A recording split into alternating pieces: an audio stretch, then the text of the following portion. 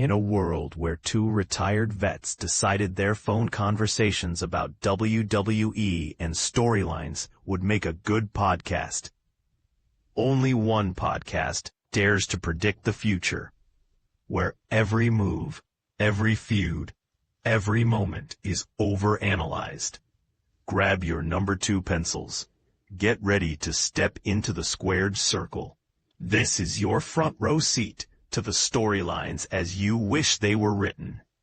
Welcome to the If We Had the Pencil podcast. Here are your hosts, Sean Green and Matt Jackson. Welcome to If We Had the Pencil podcast. I'm your host, imitating Joe Hendry, Sean Green. Mostly I got technical issues here, so I only got the camera, the light, and my phone for reference. And with me, as always, my squared away friend whose tech is always working, Matt Jackson. Yeah. Matt, how the hell are you? Yeah, right. Just this week because I simplified stuff. Because I was too busy to play with the mixing board. I know. Oh, Matt. We got so much to talk about. So, and I apologize to everybody if you see me looking down, my notes are on my phone because my display was not cooperating today. So, technical issues. Whoop, whoop. Anyways. That's all right. I always keep my notes with me right here. Yep. But old school. All right. A lot's happened since we last talked, Matt. So let's talk about the elephant in the room before we get to WrestleMania 47. Not this year's, but 44. Yep. WrestleMania 44. Man, I tell you, did you watch the press conference on Friday, or have you seen highlights? I refused. I did not watch the press conference. I saw some highlights, and let me tell you, I never saw a sadder bunch of wrestlers on a stage than at that. I mean, the Undertaker's just standing there like, what the F is going on here? I mean, the only one semi-smiling was Logan Paul, because I think Logan's just happy to be there, and he's liking the money. But, I mean, and the women especially. So, man, I don't have any notes written about this, so this is straight off of what I've been thinking the last 3 days. First of all, this is a bad move for WWE. Bad move. I know this is a publicly traded company. I know that they have stockholders and stakeholders and shareholders and stuff to take care of, so, making money, but does one paycheck, is it worth it for the possible future fallout? Because the fans, I don't think they're looking at it long living. term.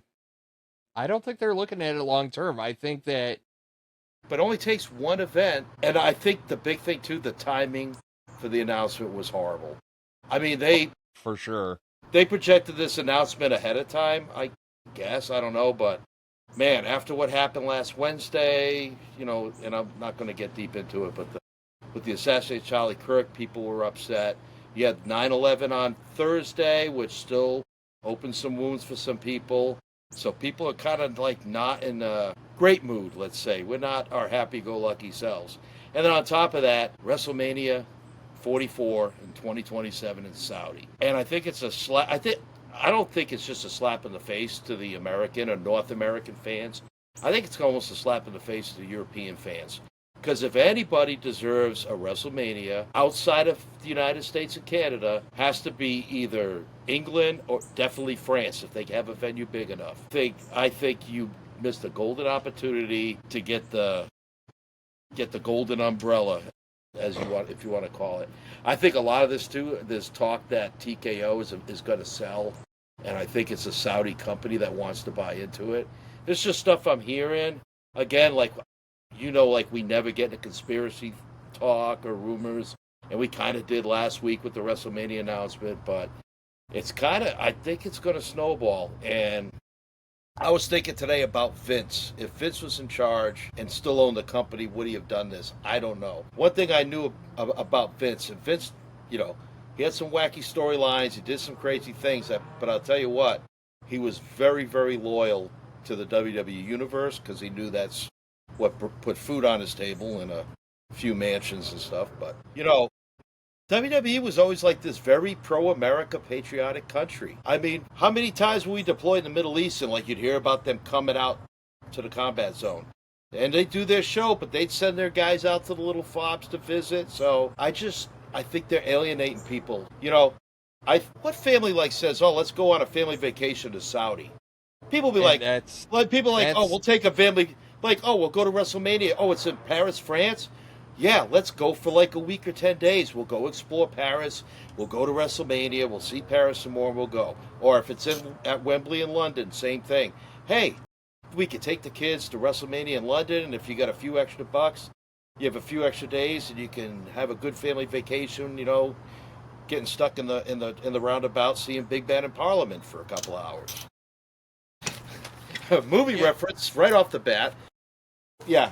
And folks, I don't want to get political on it, but I think from a lot of the readers that we have, fellow podcast hosts that are commenting on our videos, there's a lot of negative sentiment towards the WrestleMania 44 being in Saudi Arabia. So I'm not going to get into the specifics of their culture, their politics, but I think if you can put two and two together or read between the lines, I think you'll get the answer that I'm trying to get to. So I have a lot of conspiracy theory about this because I know you and I talked about it a lot, like offline. So first off, my conspiracy theory number one is this is why we got a 2-night SummerSlam. I think that was setting the stage, if you will, for this to happen. This crap doesn't happen overnight, right? Second thing is Saudi threw a ton of money at it because it's like 350 years of being a state or whatever. I don't know. There's some significance to that year as to why they wanted it so bad, and they probably shelled out a butt ton. I mean, let's be real. Like, we're talking funny money. So, I get it, and your point about them being publicly traded is a good point and everything else. Here's the problem. There's long-term ramifications about this. If it was Royal Rumble, Survivor Series, hell, SummerSlam, I don't think anybody is throwing a crap fest. You took the Super Bowl of wrestling. Yeah. Our podcast is like, our seasons for this podcast are based off of WrestleMania. And what you did was you took it away from everybody. And then it's also going to neuter the pomp and circumstance that goes behind the WrestleMania in and of itself. Now, will there be grandiose entrances? I'm sure. But the problem is now all your women got to wear their goofy outfits that cover them up totally and stuff like that. I'm not being sexist, and I'm not just like, oh, I need them to be wearing skimpy stuff either. It's just, the problem is you forced every female wrestler into a very uncomfortable situation. Like, exactly. One-offs here and there for a crown jewel or anything else, like, fine. We kind of accepted it. It's the price of doing business. But now you just took it and wiped your bum with it. And then if you were going to do an international one, again, you're right. France, England, like, those international audiences, my God, you could have put it in Wembley and they would have blown the roof off of that place. And you know what you could have done? You could have taken one of the wrestlers from that area, if you had it in Europe or, wherever, and you could have had a push for them to be the main event of the show. So, say they put it in Scotland, and like Drew McIntyre wins the world title in Scotland. Place goes bananas. But so, who they got? Sami Zayn? God, no. Oh my gosh, your camera like just zoomed in. Like, it was like it was cinema. It's cinema. Cinnabon, maybe. Like, yeah. Oh my God. Cinnabon stench, man. No, it's just, it's like, what if the NFL said, hey, we're putting Super Bowl whatever in Saudi Arabia?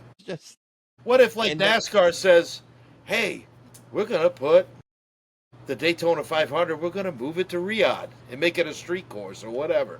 Like, people would just, like, lose their ever-loving minds. And so people think, oh, it's minor because it's pro wrestling. Like, no, it's one of the biggest money-producing, most watched, most talked about forms of entertainment in the world. Like, we know it's entertainment, but we follow it like a sport. Matt, Sports Illustrated says it. ESPN says no. Yeah. Like, somebody who writes New York Times bestseller is probably going to say it. I know, right? Right. No, but the reality is that, like, if this is the model going forward, they're going to use the Olympic model, right? And all these cities bid on it, and it'll just rotate around the world. I don't know. Hopefully this is a one-off, but it's a horrible, horrible look. But you know what, Matt? Enough of that. We say it sucks, and we just move on. Let's talk about some good stuff, man, and let's talk about AAA. That Worlds Collide show this past weekend, phenomenal. Had a blast. Had a blast with all of it, man. And like all of it was good stuff.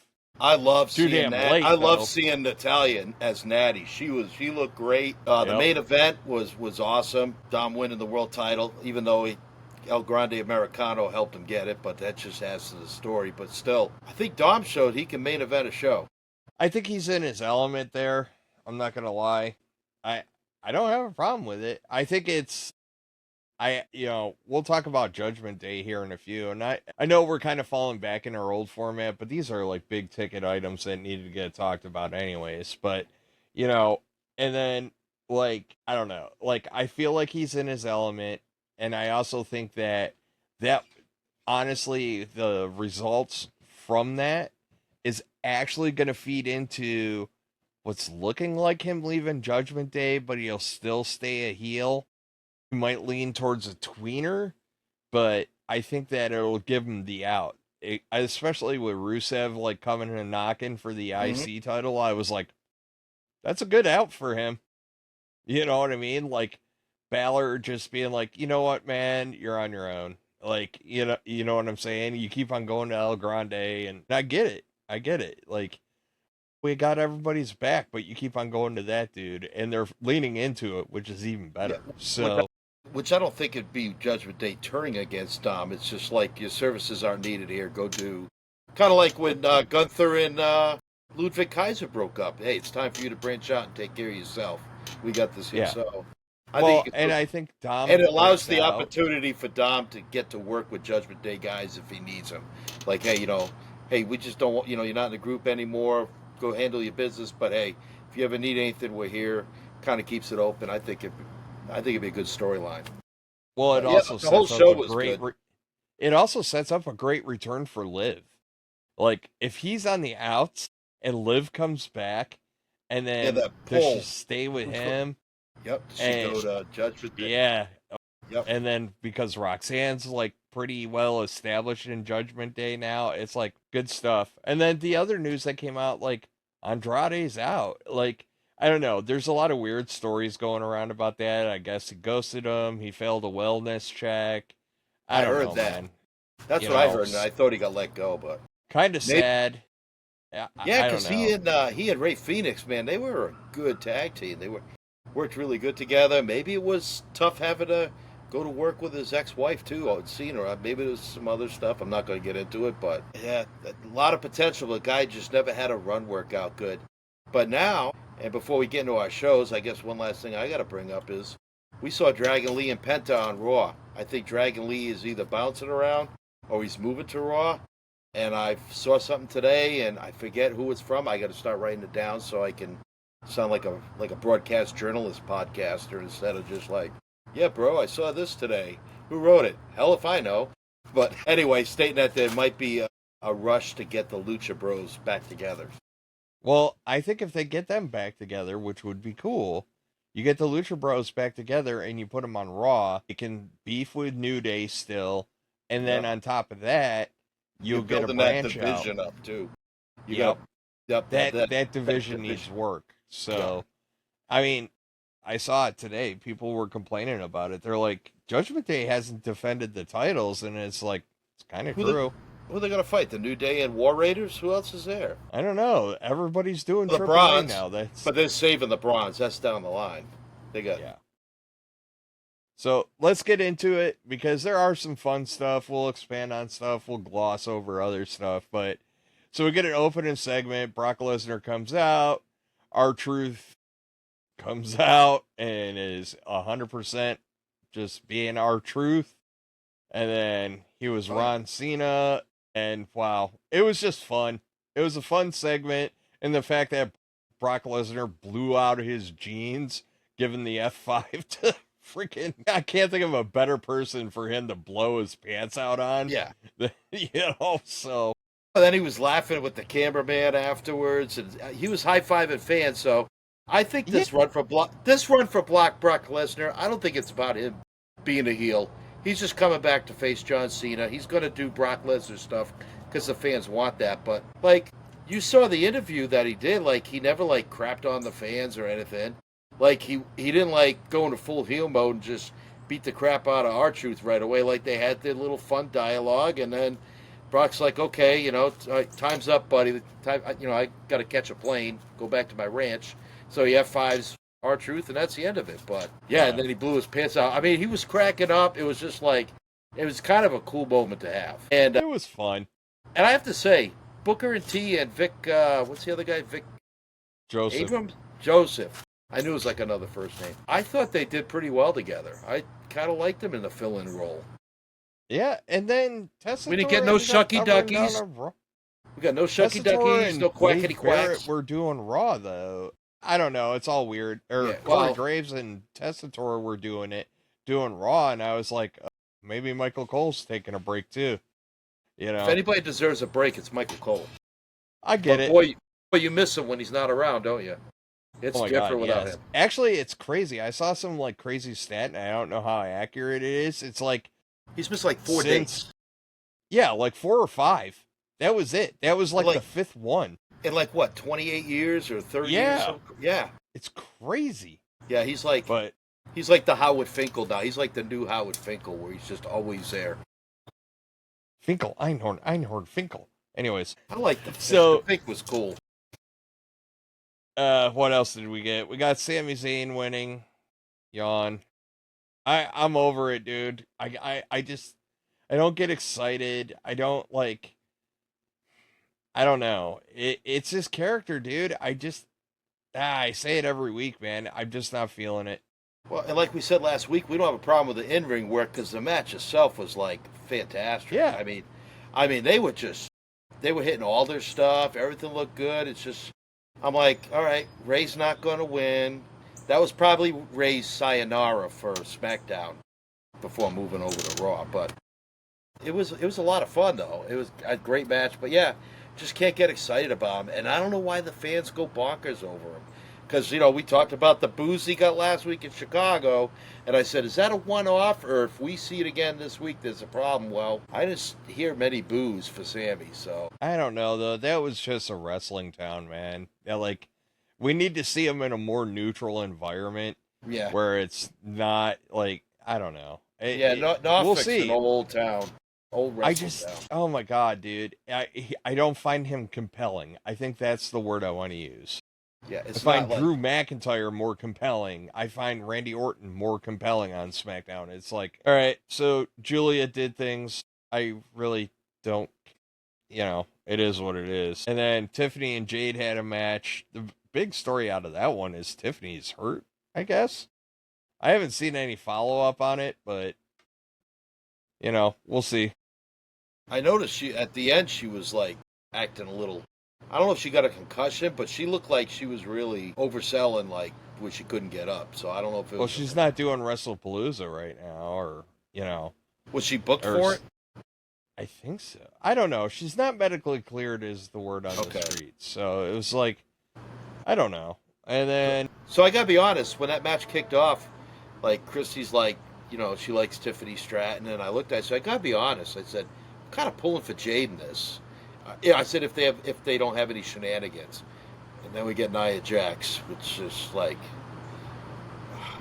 almost threw up. Are we really running that back again? Look, this is that lather, rinse, repeat cycle crap that I can't stand. I don't care about Nia Jax, dude. Her and Tiffany, if Nia Jax wants to go on Raw and start beating people up, cool. It's something different. But her and Tiffany... but she'll just mess up all the good stories on Raw we got going right now. I don't care. It's just different. Her and Tiffany have ran it back so effing much, it feels forced. It's that's the only person that Tiffany can go against. That's the real problem with it. Jade's getting sold as a powerhouse now, which she should be. And she's gotten a lot better. She looked really good in that match. She looked real good. But I was wondering if she had a concussion because their timing got off towards the end of the match. That's the only thing I noticed. I would have to go back and look and they see went long too, didn't they? Go 2 segments or into a third? One at least 2. Yeah. So it was, and they weren't. Then we got the. Go ahead. Yeah. Yeah, I was just gonna say, and then after that we get Drew and Randy, and it's like, okay, cool, I'm interested, and then Cody comes out at the end, and it's like, oh my God, Cody Rhodes is back. We all knew he was coming back. Triple H let that out, but he didn't say when. I thought he was gonna be back. Everybody said he was. Yeah. Yep. And that's the thing. And no, he's back in time for Wrestle Palooza, but he came back on SmackDown. And him dropping the champs here, good for him. Yeah. So it'll be good. Yeah, Drew and Randy was, for a TV match, it was solid. A lot of fun. Yeah, it just, like, the last couple of weeks for the booking side and for the show side, it's just been fun. Like, nothing, I mean, we got a look, it feels like Raw right now is the hot hand, a little more in-depth storytelling, but, like, the shows in and of themselves have been entertaining, which is important, right? Like, that's the whole point, sports entertainment. But, like, they've been more entertaining this time. So, I haven't really hit a lull where I'm, like, watching the clock, like, are we wrapping this up yet? Are we wrapping this up yet? No, it's been all right. And the wrestling in-ring has been great. Yeah, and then, the Wyatts, they're doing their thing. You're usually getting a promo or video from them. And the only thing is, like, that they need to find out. They showed up at AAA. Yeah. They showed up at AAA, and, that's like, right. You were like, I don't know why they're here. And I was like, you know what? This works for them. Because, we don't talk, obviously, I am by no means a Mexican wrestling expert. But I do know, based off of my kindergarten lessons from Corey Graves and watching, Worlds Collide, Triple Mania, and all that, the pageantry, the characters are very important. And I said to you, I go, Matt, I was like, this is a perfect environment for the Wyatts. And it really is, because I'll just give you the simplest comparison. Mr. Iguana, right? And that's true. Even, Psycho Clown too. Like, you look at those people, those are characters, like tried and true characters. And it's not like late 80s, like, oh, here's the garbage man and here's this guy. No, it's like actual characters that, like, even seeing them in passing, you're like, they're really into their gimmicks and they're really good wrestlers. So, like, tying the Wyatts into that, and I told you before, we're going to go into a very Wyatt-centric, and I expect it to really pick up in October. Leading into Halloween, they got that haunted house thing and all that other stuff. But, like, the Wyatts are really going to get some run, and I like them being involved down there, and I like them branching out. Screw it. Let them go on NXT, too. Let them make them people miserable. They really kind of need to find something to do for Solo Sikoa and the MFT, because that's kind of bland right now with Solo and the MFT. Jacob Fatu, I don't know if he's on vacation or taking a couple weeks off, but it's like, I can't remember. I mean, he hasn't had many matches lately. He's done a couple of run-ins, but he's kind of dropped off a little bit. So unless they're just letting him cool down, they're going to bring him back as they ramp up towards Survivor Series or go into Perth or whatever. But man, like, I don't know, dude. Like, SmackDown is kind of, I don't want to say directionless, but they're not as, like, Raw, we're getting, like, storylines everywhere. Like, you can't get through a backstage segment without being like, oh, that's a good story. Oh, that makes sense. SmackDown is just kind of like, it's like they're playing hot potato with who's the big story right now. This is okay. Especially now that Cena has gone to Raw, that's one other story they just lost. I mean, granted, Cena's got 6 appearances left. Yeah. But let's peel the onion back on that.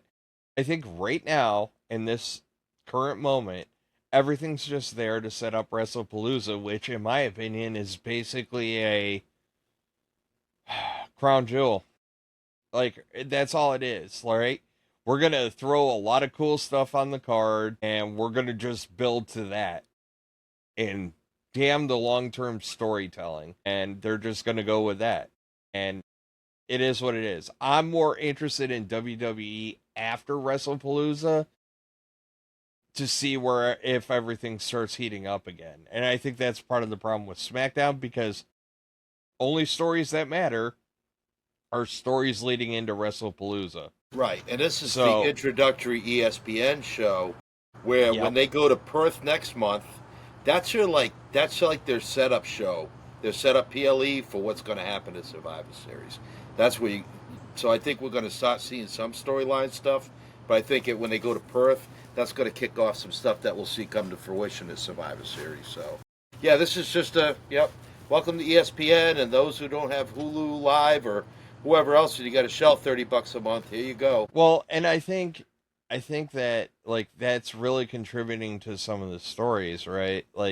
And I'll get into it when we get there. So let's just go to Raw, right?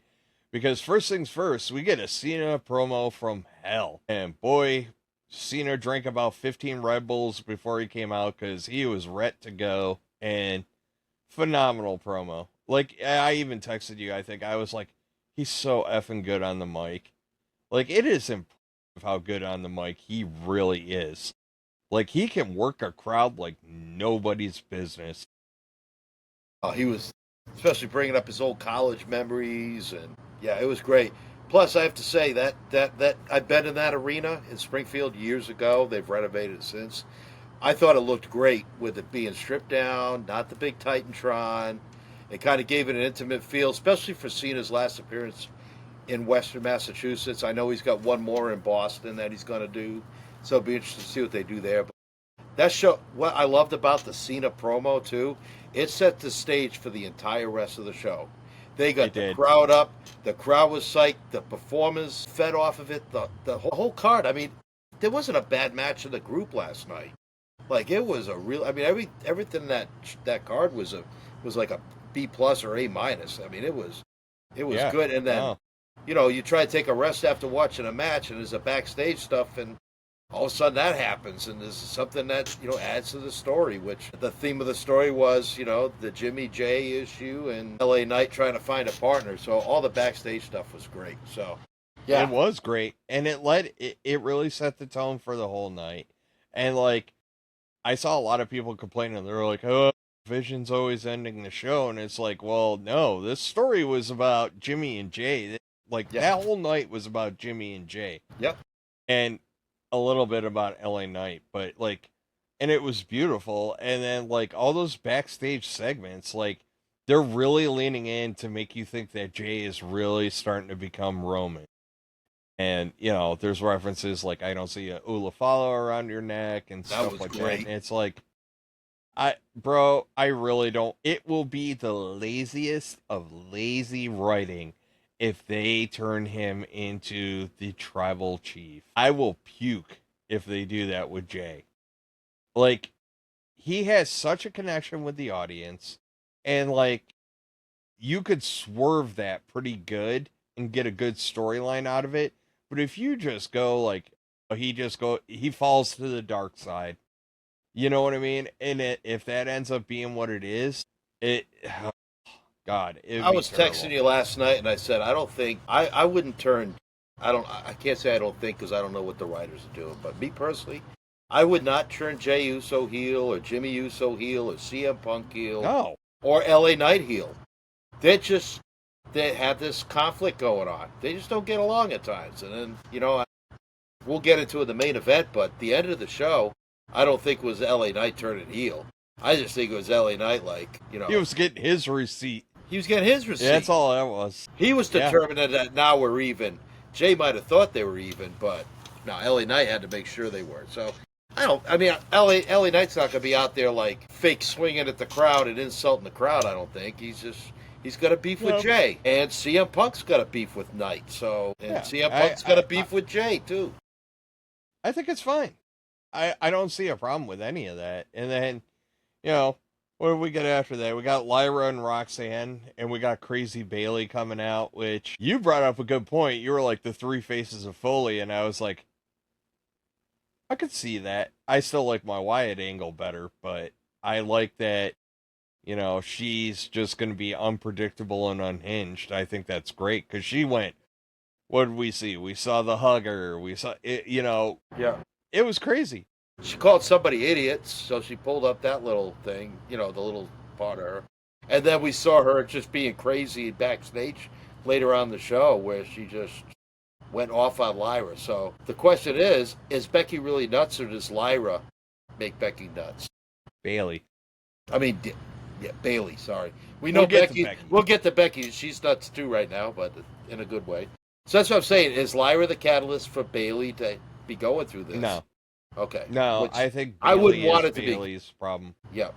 So I think I feel the same way. So what I think Lyra needs to do, or write to a character like Lyra's a good person, she's patient, she has to understand that Bailey's got some issues, so she's got to be patient with her. But when she went off at her backstage, it was hilarious. Like she just ripped her a new one, like right in the office. You didn't even knock on the door, you just walk in, and she just went like off.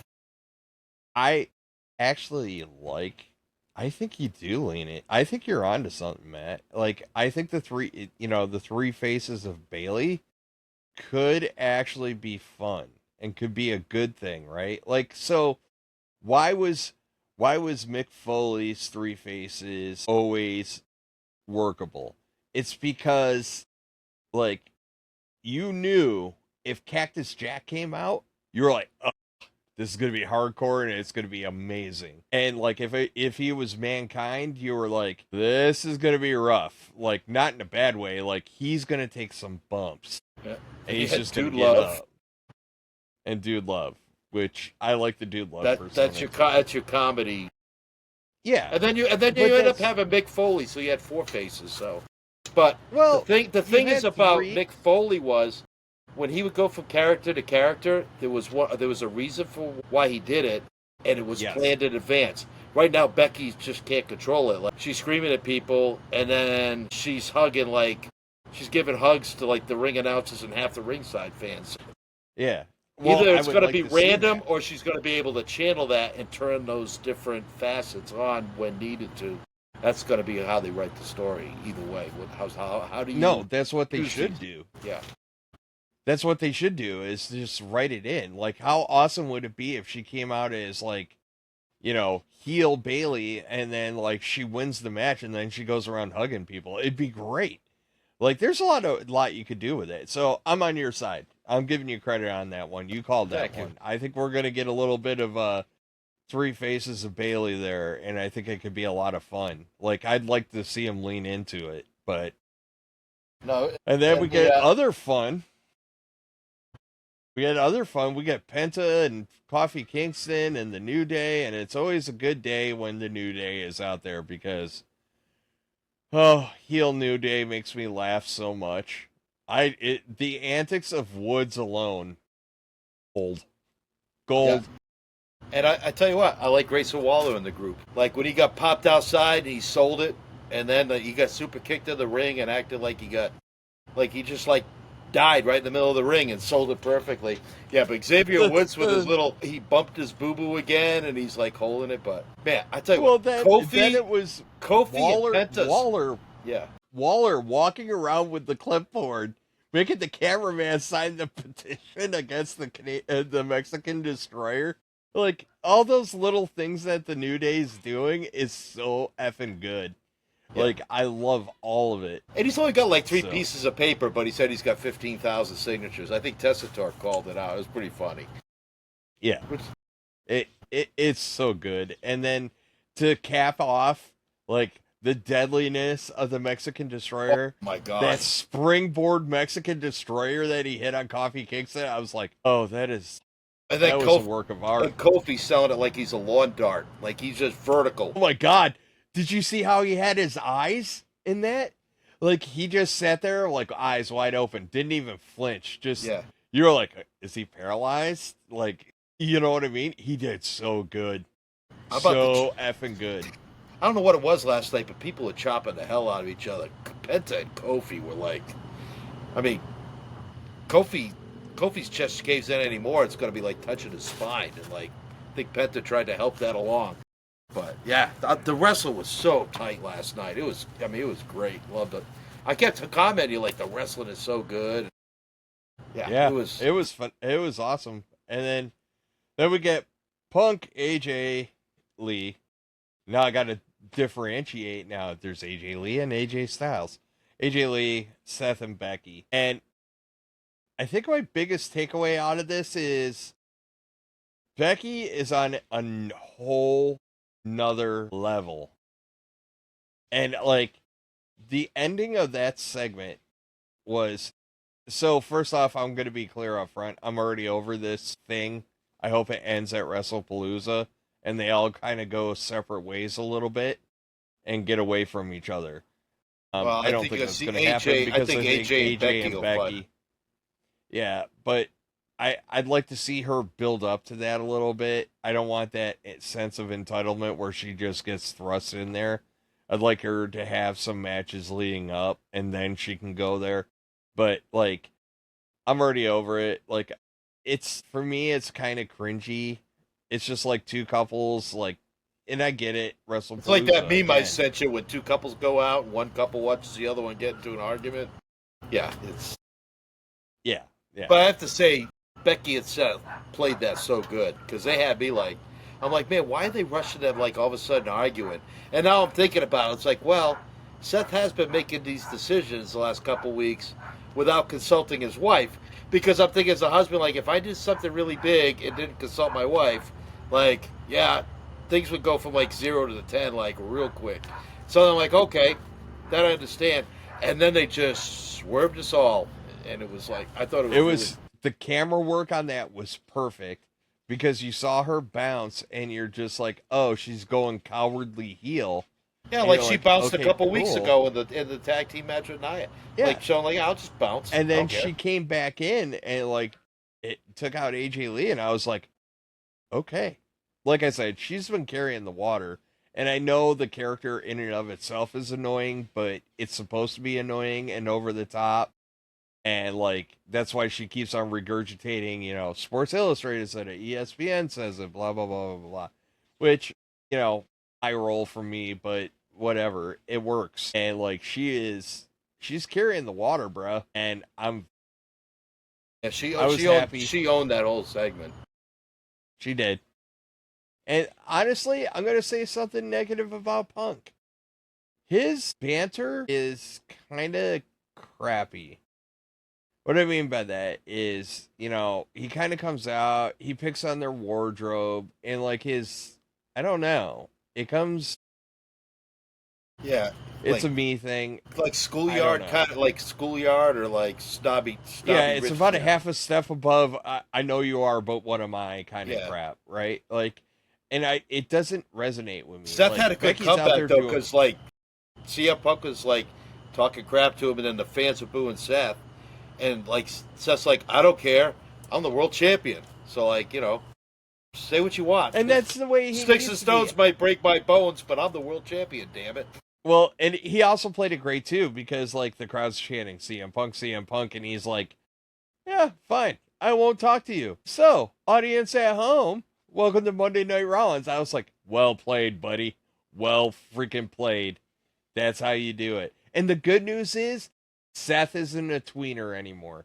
He's pure heel. People are booing him now. We finally got away from the, well, they just like to sing his song.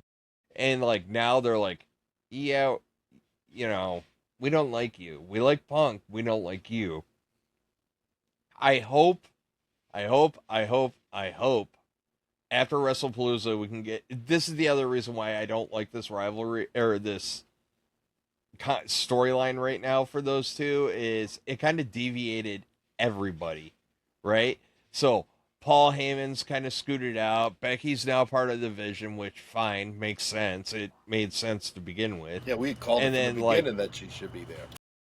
Yeah, and then the Brons are doing their thing too. So it's like, okay, you know, but like I want to get back to the Vision being the Vision. I want to get back to them steamrolling mofos. Mm-hmm.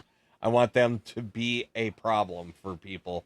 And like right now, it's kind of like, you know, Becky and Seth are doing their own thing. The Brons are doing their own thing. Paul Heyman's in France recovering in a hospital or whatever his storyline is right now.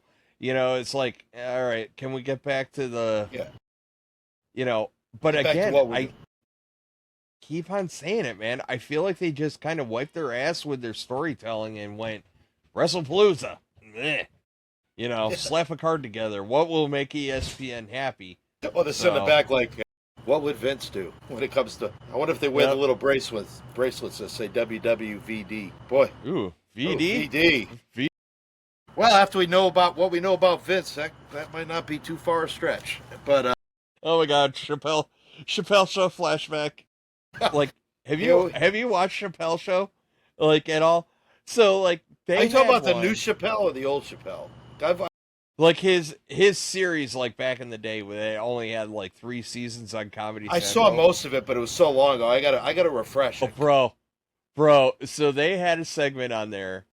Q-Tip was on there, and like, it was like supposed to be like a Sesame Street, but it was all venereal diseases. Oh my God, bro, it was hilarious. And anytime somebody talks about like any kind of venereal disease, I instantaneously go back to that, because they had 2 crabs that popped up, and they're just like, hey, we're crabs, your pubes will grab, catch us from toilet seats, clink clink clink, and your bed sheets. And I'm just like, oh my God, it instantaneously comes back. If you watch no other Chappelle, well, actually the Rick James episode is mandatory, but outside of Rick James, you have to watch the Sesame Street Chappelle stuff, because, oh my God, you'll die. And I'm gonna have to watch Chappelle tonight after recording this. I'm gonna have to check that out too. I'll have to check that. Boy, we went to Vince McMahon. Hey, you said VD. I didn't say VD. You said VD. All right. But all anyway. right. So after that, we get El Grande Americano and Dragon Lee, but we get the 3 El Grandes, or whatever they are, or whatever. You got the Spider-Man pose. So yes, we did. Actually, roll the tape back in the day. I actually called for that, but I called for that when it was Chad Gable. Yep, you did. I wanted Chad Gable and El Grande Americano, a.k.a. Ludwig Kaiser.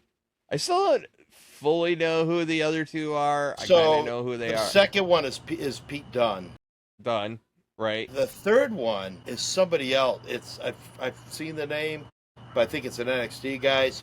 Hey, if anybody's, if you're listening, you know who it is, put it in the comments, educate us. I hope we get a payoff soon, and the suck-ass part about it is he is mega over in AAA. Like, hugely over in AAA. But I caught something. Was it AAA or was it Raw when he came in? I think it was Raw. When, you know how they do the intros of them coming into the arena?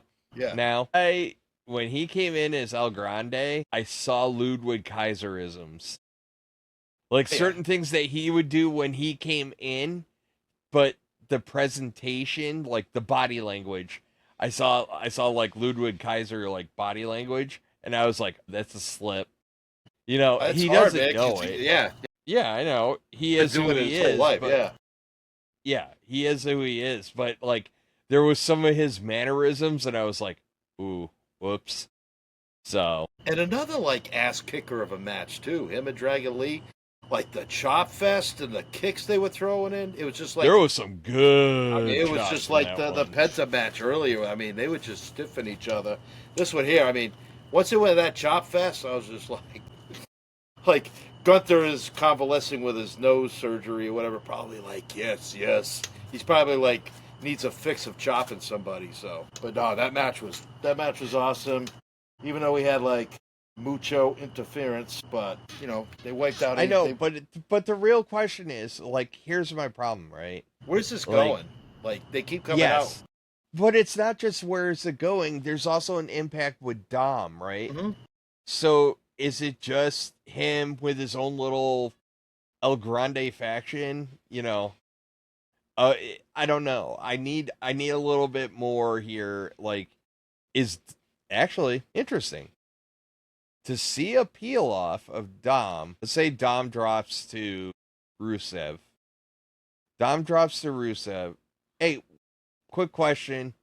Sidebar. What's the one title Sheamus hasn't won? Intercontinental. Ooh. That's the Gives one he you a was been reason going. to run that back. Yep. Rusev takes IC from Dom. Dom focuses on, damn it, I can't think of the title name now. The AAA Mega Champion. Mega champion. I knew it was. Well, right now he's a Mega IC champion. It's kind of cool. I kind of liked it, the Mega IC champion. But I think you have Dom drop the IC, which sows friction in Judgment Day because they don't come out and help him. He peels off. I would have And Dom then- lose it in the next week or two. I think you got to let him have about a 3 or 4 week with both belts, and then he can drop it and focus on AAA. Yeah, but my point is that he drops to Rusev. That gives you a reason to run Rusev Sheamus back. Yeah. Sheamus finally gets over the hump after, getting choked out with crap. Like, there's a lot of good that can come from that. And then Sheamus Dom can lose peels the belt off. a week later too. You don't need Sheamus to have a long title run. Just a No. couple of weeks. Check the block. Then you have Dom break off from Judgment Day, but he forms his new faction with El Grande and his two cronies. And then you have them feud with Judgment Day. Boom. So, I just had an idea pop in my head. We don't know when Chad Gable's Did it coming. hurt? Yeah, a little bit, but doesn't happen too much. That's why. So yeah, like, oh, what was that? Oh, it was a thought. When did Chad Gable do back? Do we know? I don't know. And that's the When other thing. Chad Gable comes back, do you have him still be like the heel in charge of Alpha Academy, whatever he's in charge of, American or made.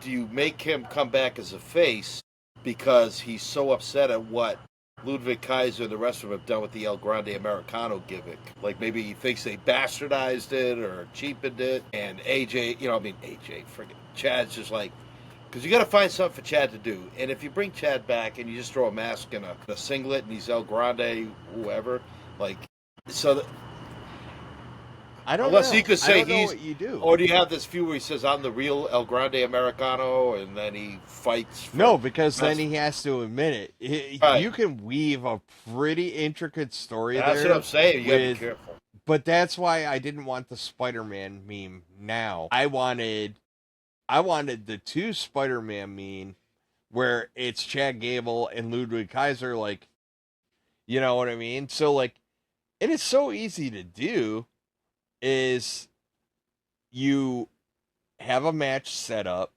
one of them comes out, and then the music hits again, and he's like, why is my music playing again? And it turns out the other one comes out, and then you just have them staring at each other. It could be fun, man. Yeah. It could be a lot of fun. That's the first time I've heard you say something positive about the El Grande Americano character. First time. Because they're finally doing something worthwhile with it. It's where a you red can letter kinda day work here with in the it. office. Yeah. I know. It's because I don't have my screens to make me happy. So I got to find happiness elsewhere. But, yeah. And then after that, we get, like, Kairi Sane and Stephanie Fakir. And, yeah, she's over, dude. Like, she's so fucking... I'll be honest with you. She might win over Io. Because I think Io's got story with Asuka. the Kabuki Warriors, yep. and like I think you can let Stephanie kind of run with the belt. She's ready. I think Saturday night Asuka's going to cost Io the title, and then who doesn't want to see Vakir and Rhea Ripley down the line? That's probably your match at freaking Perth. So I know. Vakir's ready. She got kind of jerked around through no fault of her own, right? Like, Yep. It's fine. Naomi got Prego. God dang, Jimmy's just screwing everything up. It's making everything complicated. Yeah. Going into the main event, he said no to LA Knight. Then he sought LA Knight out and said, yeah, sure, let's do this. Yeah. And my then, brother's being a douchebag, so yeah. Yeah. And then, like, brother comes out and saves him. Brother gets... I don't know. Like, it's kind of cute and funny. But, like I said, I don't want to see I don't want to see Jay do the full spiral down. No. And I mean, like I said earlier, yeah. Unless there's only one thing that would allow me to go pretty close to like spiraled all the way down. And that would be right when he is out of like about to like take that final step where the last ounce of good is out of him, is Roman coming back and humbly saying, I was wrong. I was wrong. I saw what happened to you. I gave you bad advice. Look at what happened to me. You know, I would love that, because what that would do for Roman is huge. Like, I know everybody thinks Roman walks on water, but the problem is that, like, up until, like, a couple of slivers here and there, I never cared about Roman at the end. Like, this last run that he's been on, I haven't cared, because he would just show up, do moves, check, and he never cut promos worth a damn. And then when he started cutting a promo, you know, we had the alternate reality promo, and then we had the, you know, when he just started peeling the beef back a little bit, and then it was like, oh, you know, kind of poo-pooed out. Yeah, because they had a storyline write him off of TV and stuff for a while, so. Yeah, I don't know, man. You wouldn't have him start saying that unless you're going to have him come back out and finish saying it. So I think you're going to hear more from Roman vocally when he comes back. So I think you might get your wish. Again, the main event was good. I wanted to slap the piss out of Corey Graves through my television screen during this match. And I texted you about it because he compared the Vision to the Bloodline. And I wrote like in big letters, I'm like, no. People are already like, I don't like the Vision. They're another Bloodline ripoff. Like, no, they're not. And then, like, Corey Graves opens his big yapper and tells all the viewing audience of the world, like, oh, they're just like the Bloodline. They're just as dominant. Like, shut up. No, the Bloodline wasn't about creating new stars. It was about Roman and having control. This is about the future. It's totally different. Family. Fast and the Furious, damn it. Damn it. Damn it, now I'm going to watch Fast and the Furious, too. Man, You're setting up my whole DVR. Well, my week's all jacked up. Actually, I leave for freaking New York tomorrow night. So. That's right, Thursday night game this week, right? Yes, because the NFL hates me. It does. Like, the opening schedule for the NFL for me as somebody that has to travel for games is brutal. It's like, hey, we gave it, so it went home opener, Sunday Night Football. Then they're on the road. Then I get hey, Thursday Night Football. And then I get like a 1 o'clock game. And then like October 5th, I get another Sunday night game against the Patriots. It's just like, you know. Well, that's the part about when your team gets good, you get a wonky schedule because they put you on prime time. Like if you're a Browns fan, you're not getting any prime time. Like you have a pretty predictable schedule if you're a Browns fan. And people out there, I am a Patriots fan first and foremost, but I do like the Cleveland Browns. That's my second favorite team, so I sympathize. You know with what's they're bad. You know what's funny about it though? So throughout the drought and throughout everything, I got really used to 1 o'clock games, and 1 o'clock games are perfect because, like, for me, because it's like I go to the game. They're done by 4 or 4:30. I'm out of the lot by 6. I get home back to Maryland by midnight, and it's like, cool. And then, like, now it's just like, I'm staying at a buddy's house. We'll leave in the morning. PTO. Like, the PTO part is the part that has me bitter. It's like, keep on burning up my hours, man. Yeah. For football. Yeah. But it's funny because it's like, you know, it's like predictable as the sun rising, man. Like, they're like, the Bills play on Thursday. Yeah. You're going to be there? Yeah. But the good news is, it's a Thursday night game. No conflicts with Wrestle Palooza. I get to chill all weekend. There you go. That's what I'm trying to get on. Focus on wrestling. Yeah. And I'll be back on Friday. Oh, no. Senior night. My son's got football on Friday. Anyways. I got deviated, but Matt... That's all right. I may not be watching SmackDown Live either. I might be watching the replay on Saturday morning because we're probably going to Pensacola Friday night for gallery night. So now that DVR for the win. Yeah. Yeah. And you can watch SmackDown like an hour and 35 minutes. Just fast forward through the commercials. It is true. It's very true. All right. It's damn true. So, you know what, though? Speaking of Wrestle Palooza, we have a PLE coming up, Matt. So we get to talk out our butts and make predictions about crap that we know nothing about. Cool. And we're going to get them all wrong except for 2. So, all right, man, I got it pulled up. So, let's just get into the nasty. CM Punk, AJ Lee, Seth Rollins, Becky Lynch. Who goes over? It's going to be Punk and AJ because they're going to want like a happy moment with that. But I think it'll push stuff going forward. I don't know. AJ pins Becky. Yep. And that sets up AJ having a title match with Becky.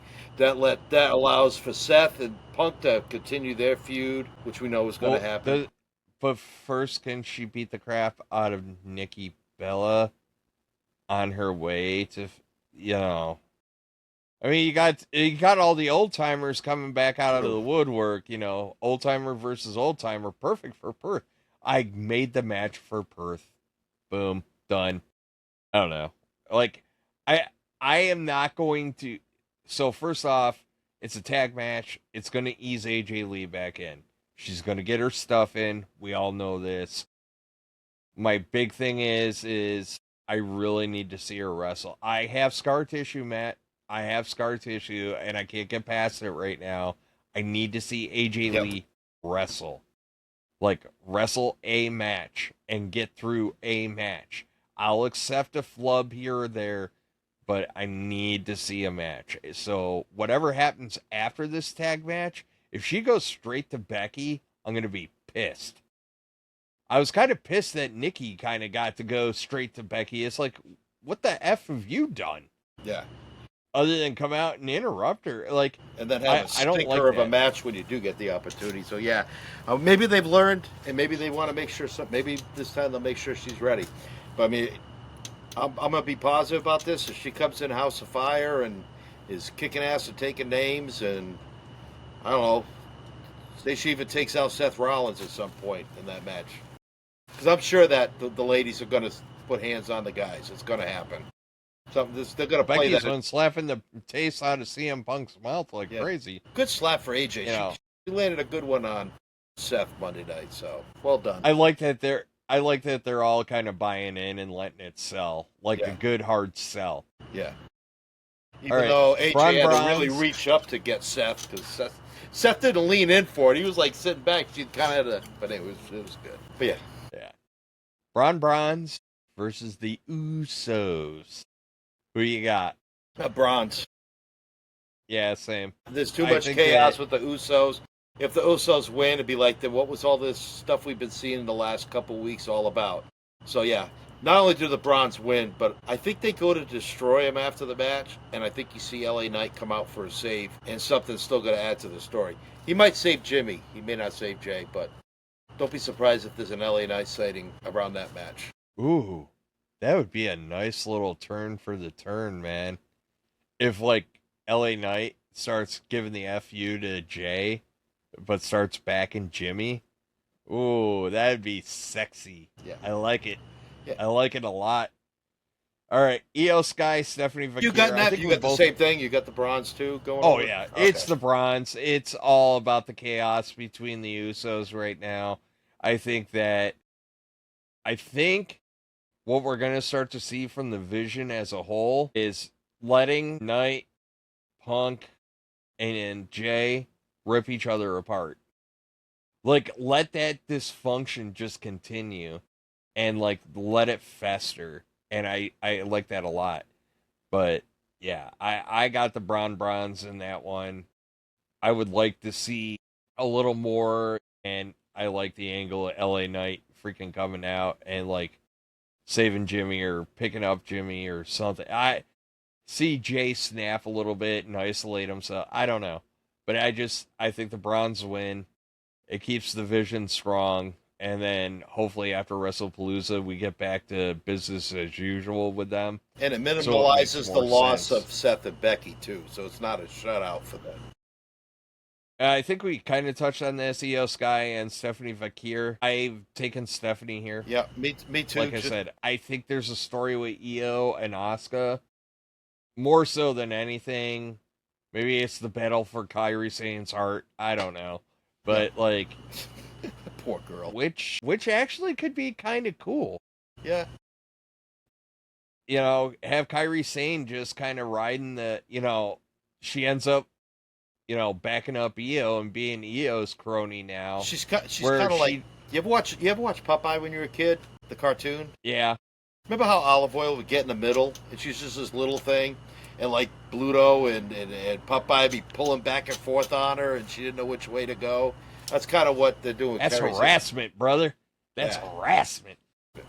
That is not tolerated in the workplace.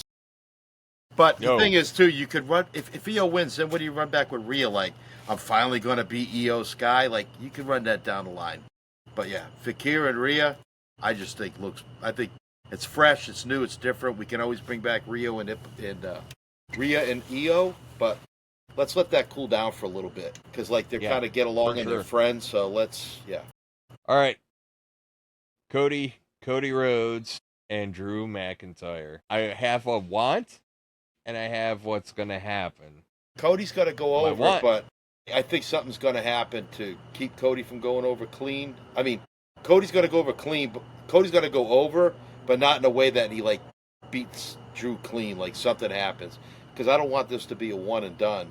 And I don't think they're going to give Drew the belt right after Cody just won it at SummerSlam. So it's Perth. No, San Diego for Survivor Series. Damn it. I forgot about that. Yeah. Royal Rumbles and Indianapolis. Well, Survivor Series... I mean, honestly, the championship matches at Survivor Series, it's about the War Games matches, honestly. Yeah. So, but yeah, I'll go Cody here, but I would kind of like to see Drew win it. I think Cody, like, it's time. Cody can drop. It ain't going to hurt him. I know, but he just won it last month.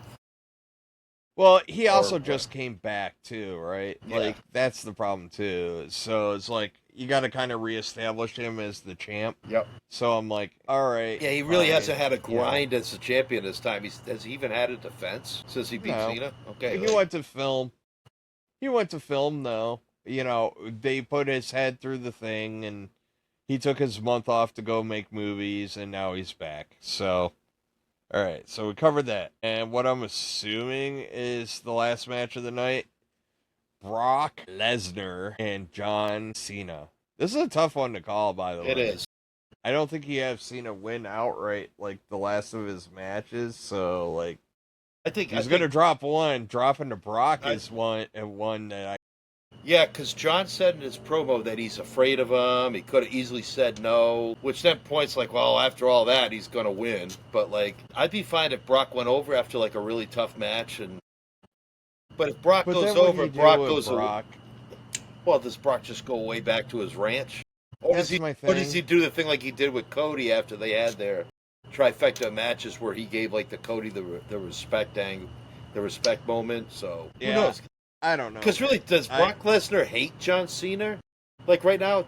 Apparently. Did he say he does? It's just been this... Well, he came back and F5'd him after a match. Doesn't mean he hates him. It has to be a hate thing. That's the only thing they have going. Cena didn't have a title at the time. It has to be like a hate or animosity thing. Like that's the only thing that works. You know, so... That or just he did mention in his interview he wanted to end the retirement tour, and it ends at Wrestle Palooza. But who knows? Yeah, well, I don't know. This is a total nostalgia thing because the feud's going on. They came up together, so it's just a chance to throw them together one more time. So I don't say. I mean, who do you got? Does it matter? Yeah, because we're making predictions. I know, but in the grand scheme of things, it really doesn't matter. So no, you can go. It doesn't matter. Anything with Cena right now doesn't matter. It doesn't. It really doesn't matter. I guess John's just going to go over. If he's got 6 dates left and he's done in December, just let him go over. He's got 6 days. Six dates. When's his next date? You had him pulled up. I know I did, but I can't look at my phone. Now I have to go back to my text. Hold on. I can go back to... Yeah. Here, I'll go back to your text. Thank you. Well, my phone is my camera right now, and I have to minimize the browser. So, Wrestle Palooza, Crown Jewel, Raw, Survivor Series, last match. Mm-hmm. So, you know what? You can have him win out. Can you? Because is he going to wrestle at every of those appearances? So he has 6 appearances. How many matches so does he have left? 4? 3? So here's the rub. If he's wrestling at Crown Jewel, which I'll assume he is. Yeah. He's not going to fly to Saudi just to give a promo.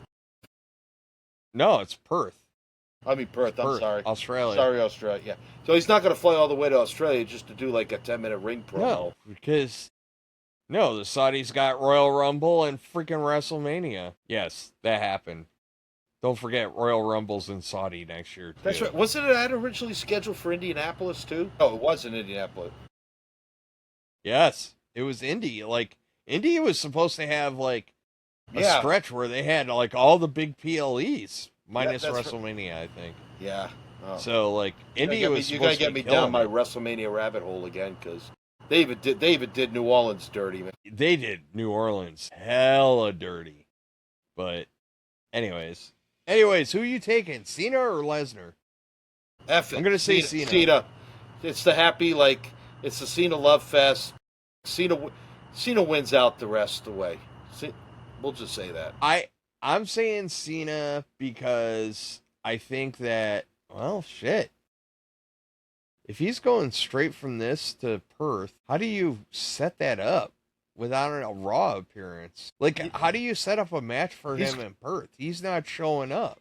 He's got nothing between now and Perth. Something after him and Brock, somebody's going to come out and attack him or challenge him, and they'll be the next one. Okay. Hopefully. I mean, that's the only way I can think of. If he's not... You're saying between now and Perth, he's not doing any Raw or SmackDown. He's off TV for like... Not according to the schedule you sent me. It goes now, Perth, Raw, Survivor Series, last match. Damn it. Wow. Okay. So he's going to be setting up something big for Survivor Series. And then his last match is his last match, so... I don't want Cena in War Games, so... He was in Elimination Chamber. Keep him out of it. He can have a singles match with somebody, but... Yeah, no, I expect them. I just don't know how you do a build, right? So, like, I don't know, like, trying to think about it. What are you, landing in a helicopter, my man? Life flight helicopter. Jeez. Yeah, I mean, like... Just landed on your house. Like, if something doesn't happen Saturday night to lean towards Perth, like, I don't know how they're going to build it up. Like... Well, and that's the thing. Are they going to set up a feud over Zoom or something? I don't know. But anyway, being facetious. I don't know how you set it up, though. We got John Cena on Zoom, and he's really mad. Unless The Rock is his opponent at Survivor Series. The Rock just comes out. Oh, wait, no, that's right. The Rock lost all his weight. He's out. Batista's a skinny mofo now, too, so that's out. Give me what I want! Yeah. I don't know, man. I really don't know, bro. But so that's a minor point. We know what he's got left, and that's about it. Yeah, I'm looking forward to the show though. Saturday night should be fun. Should be entertaining. Yeah, I'm interested to see how it looks on the ESPN platform. If it's going to be any difference to the look of it because it's on ESPN. Yeah, it'll be interesting. I honestly, I'm going to have to dork with it ahead of time to make sure everything's logged in and right, but. You should be good to go. Like, if you have the ESPN app on your TV and you're hooked up through your Disney account through Hulu, you should be good. I haven't logged in. Well, guess what? You got a 2 I don't use it any. There's a 2-hour pre-show that you get to work out all the kinks in, starting at 5 o'clock. My luck with tech, obviously, lately has been running out. So like start messing with it when you get back from Buffalo. That's true. There you go. I don't know. Anyway, Matt, I think that's a wrap. That's it. That's a wrap here. I think we covered a lot. Talked about a lot of good stuff. Talked some silliness and had some fun. So yeah, check us out on YouTube and TikTok and Spotify and Instagram.